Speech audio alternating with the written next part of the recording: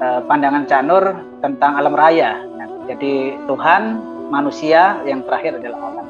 Eksistensi alam raya adalah hak, benar dan nyata secara baik. Karena itu alam raya itu wujudnya itu wujud yang nyata, hakiki, bukan semu atau maya, sebab konsekuensinya pengalaman hidup manusia bisa jadi semu nanti kalau alam ini dipahami sebagai sesuatu yang tidak nyata, tak memberi kebahagiaan. Oleh karena itu kalau kita lihat dalam pandangan-pandangan spiritualisme timur misalnya, karena dasar pandangannya bahwa alam ini adalah maya, maka ya harus dilepaskan kalau ingin bahagia dengan bertapa dan menyucikan diri. Jadi kalau dalam Islam itu malahan memandang alam itu sebagai sesuatu yang positif. Jadi pandangan positif, optimistis, karena itu dibenarkan mengharap bahagia di dunia sekaligus akhirat. Nah itu kalau doa sapu jagat ya, Rabbana atina fid dunya hasanah wa fil akhirati hasanah wa qina adzabannar.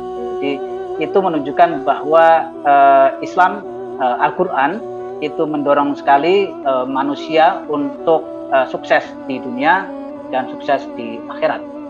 Jagat raya adalah pertanda adanya Sang Maha Pencipta. Alam dalam Al-Qur'an disebut sebagai ayat, sumber pelajaran bagi manusia. Ya, pelajarannya apa? Yaitu melihat adanya keserasian, keharmonisan, ketertiban, tidak kacau ya, indah tanpa cacat. Alam itu berhikmah, maksudnya dia penuh bertujuan, punya maksud tertentu. Dan maksud tertentu itu salah satunya bisa ditangkap oleh manusia dengan menggunakan akalnya.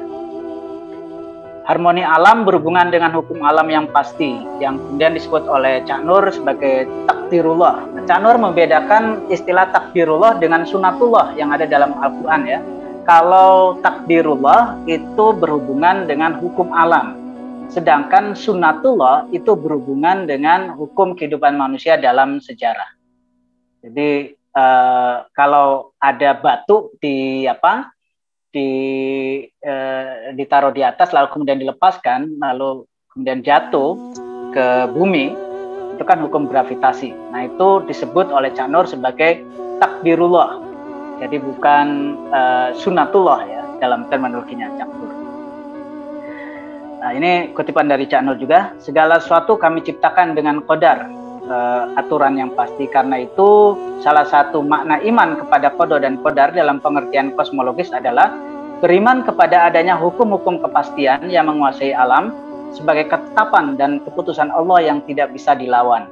Jadi kalau kita percaya pada qada dan qadar Allah, maka sesungguhnya kita perlu belajar tentang apa? Tentang hukum-hukum alam juga gitu ya.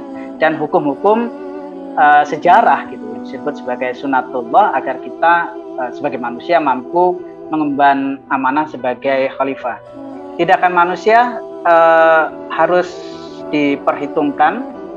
memperhitungkan dan tunduk kepada hukum alam. Oleh karena itulah Cak Nur selalu mendorong pengembangan sains dan teknologi di kalangan kaum muslim, dan itu merupakan kunci dari kemajuan umat Islam.